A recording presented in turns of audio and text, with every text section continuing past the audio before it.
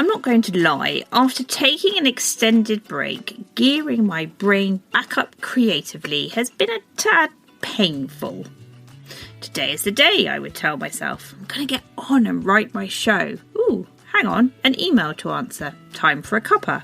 Haven't scrolled TikTok for at least 25 minutes. A client needs me? Oh, okay. Let's just move this writing shizzle down the list for now. Sound familiar? Hello and welcome to the Everyday Storyteller. I am your host, Hilary Solzman, and by the very nature of the fact that I'm talking in your ear right now, I can happily confirm I am now officially over my writer's block. So what do you do when your creative juices run dry and you're staring down a very blank, very empty sheet of paper? Here's a few ideas to help. First up, why not keep a repository of thoughts? A notebook, a Trello board, carved into a rock, whatever works for you. And just add things as and when they come to you. Something funny happens in your day, write it down. Client gives you a piece of wisdom, make a note of it. You feel a certain way about something you see, scribble it down.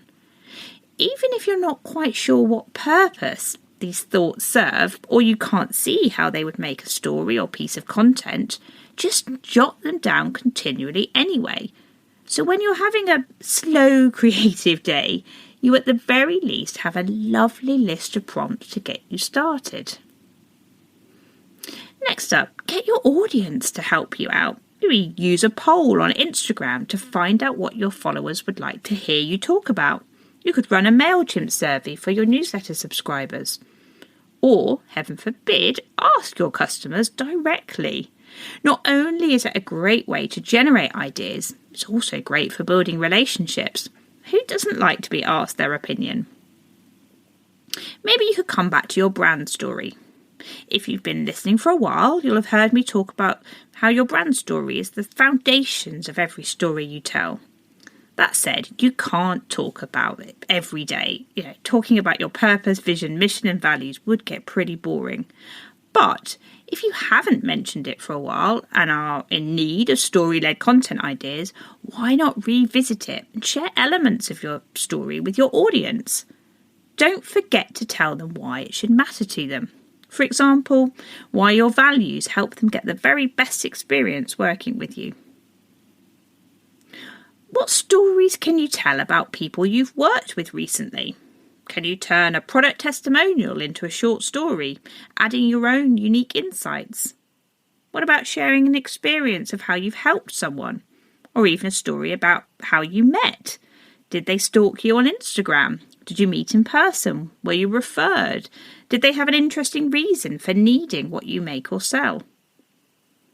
And finally, just because you've already told a story once doesn't mean you can't tell it again. Take a look back at old content. What stories can you repurpose? Maybe turn a blog into several Instagram posts. Take your About Me content from your website and turn it into a reel for new followers.